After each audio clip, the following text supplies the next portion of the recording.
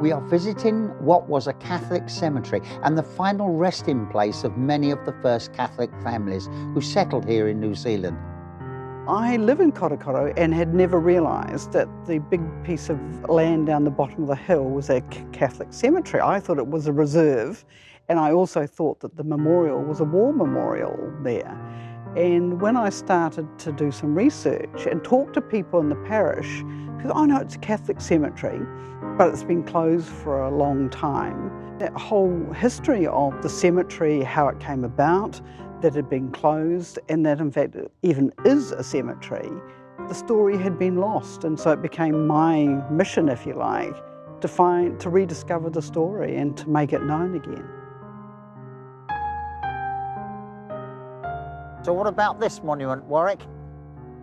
Right, well, this Celtic cross is to the memory of Father John Lane. This cross is supposedly where Father John Lane was reinterred in 1957. Now, you might be interested to know a little bit of history about Father Lane. It's actually quite interesting. Yeah, well, I would.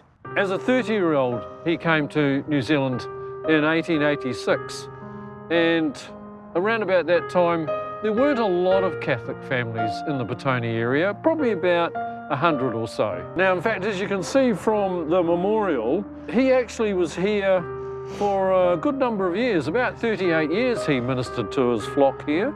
And in fact, what is even more interesting is that when he arrived, there was actually no presbytery, there was no church, and in that time, he organised his community and his flock into building the church, building the presbytery, even building the school, and administering to this cemetery. He was a real full-timer, that one. Very much so.